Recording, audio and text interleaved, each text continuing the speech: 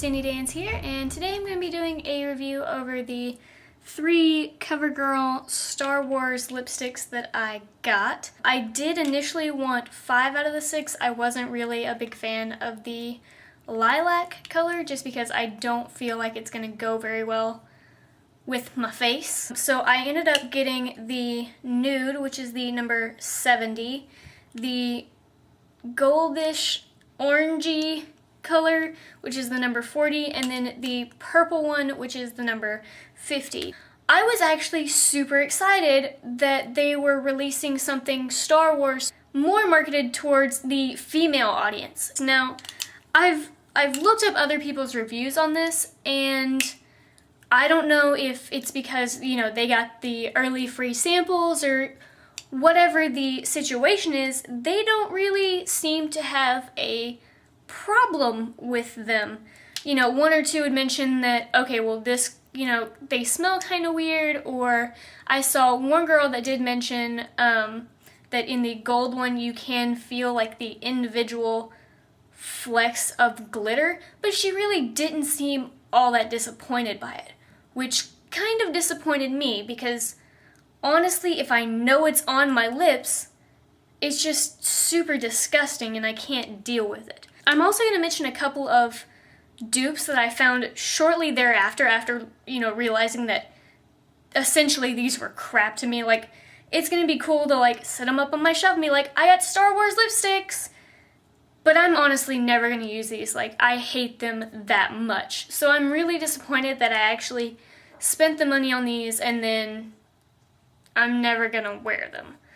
So let's just get started with the reviews. Okay, so the first one we're going to talk about is the number 70, the nude shade, and I actually got this most recently from drugstore.com. It was on back order for a while, and it is, you know, a pretty nice nude shade. I don't feel like I'm a good person to do like nude lipsticks. I feel like they should have some sort of pigment, and this one does kind of have a little bit of a pinky pigment, which it's not terrible, but it's also not great. If I were to wear these, it would definitely be this one. They do kind of smell weird.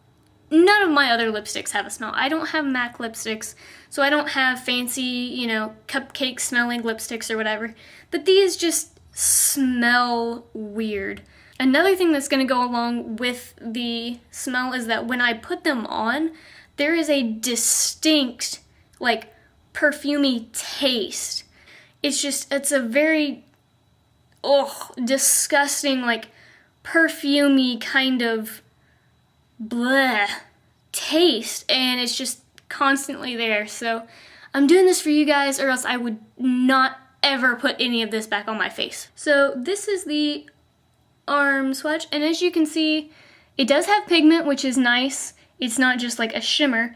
But there is shimmer in it. It's kind of, actually it's kind of gold now that I'm looking at it. It's less of a pinky kind of tone. So as you can see, I know that my lighting situation is not the best right now. Oh man, trying to do that in the viewfinder of the camera is super weird. It's not super terrible as far as color goes on my complexion.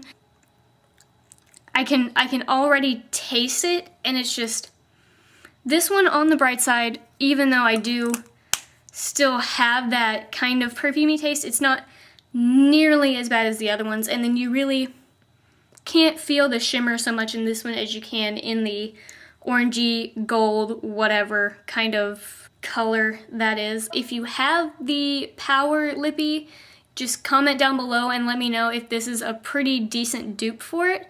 Like I said, it's not a terrible color, and it is the least disgusting out of the 3 that I have.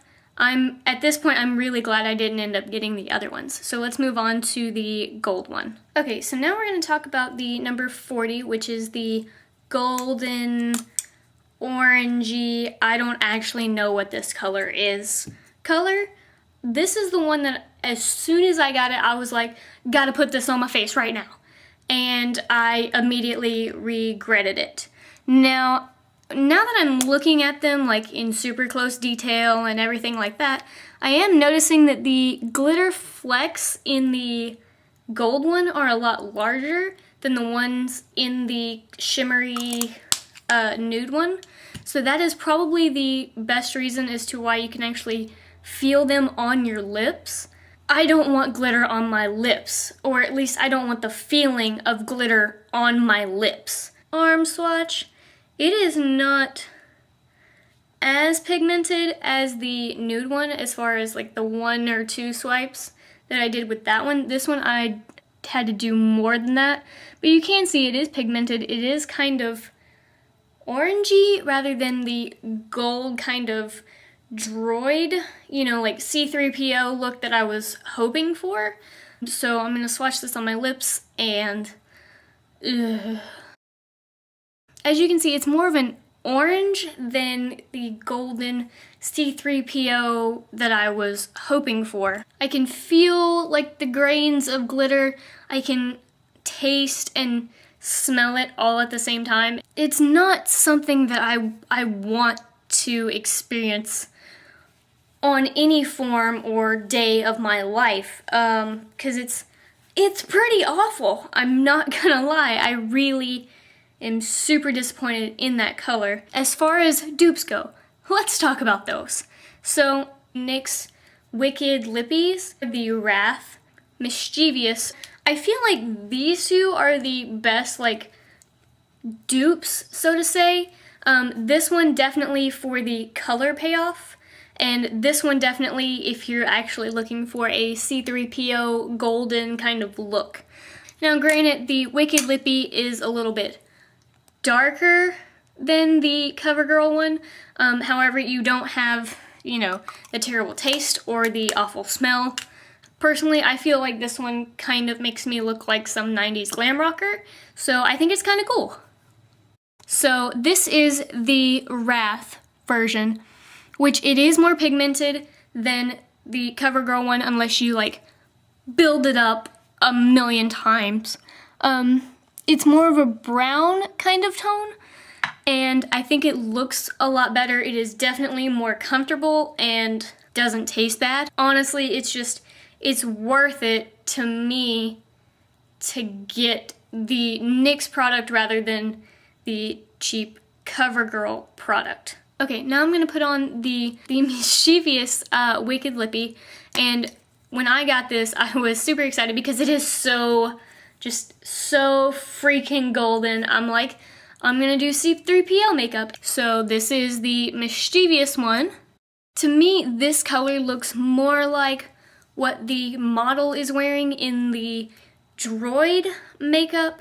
Go with this. Do not waste your time or money on the Star Wars CoverGirl products. It's just, I seem to be the only person that doesn't like it. I just know that I don't personally think that these colors are worth it. So now we're going to move on to the final one, which is the number 50, and it is the dark purpley dark side shade. This is a nice plummy purple, which I like. I don't actually have a legitimate dupe for it. I do have some that are slightly off, but probably worth more in quality than they are, you know, than this. So this is the swatch of that, and that is actually 2 swipes. It's, like I said, it's a pretty plum purple. It's not matte, but it also doesn't have the same shimmer that the previous 2 had.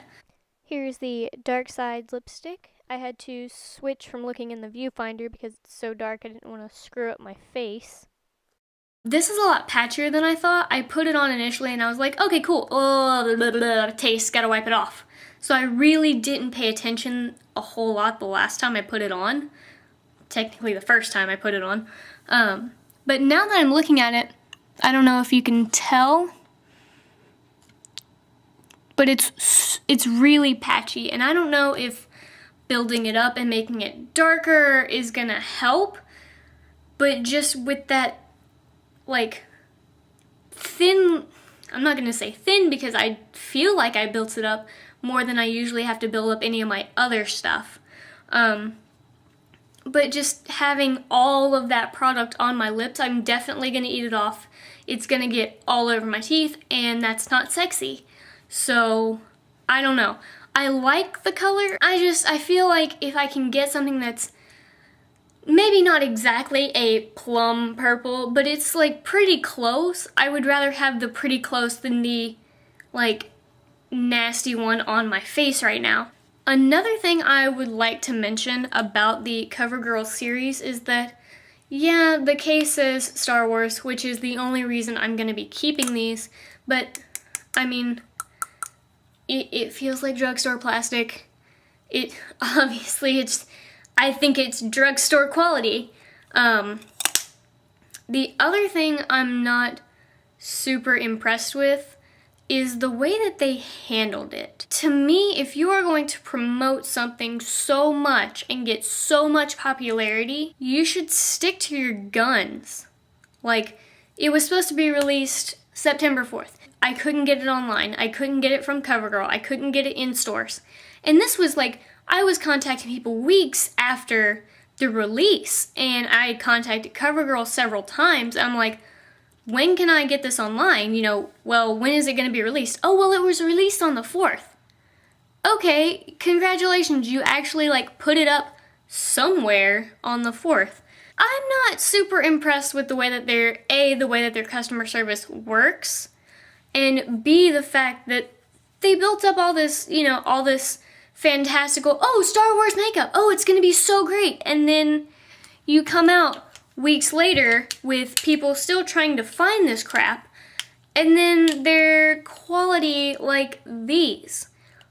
I was very disappointed in this whole makeup line. This actually is turning out to be a lot longer than I thought it was, so we're gonna move on with our lives and no longer ever again talk about the horribleness in which is the Star Wars CoverGirl collection. I wish that someone better would have taken over and done this. I feel like the quality would have been better. I'm just very disappointed. If you ask me, don't waste your money on any of these products. I don't feel like it's gonna be worth it. Then again, everybody else and their mother seems to think there's nothing wrong with them, so maybe it's just me. But that's all I've got for you guys tonight, so comment, like, and subscribe. You don't want to miss a thing, and I'll see you guys in the next one.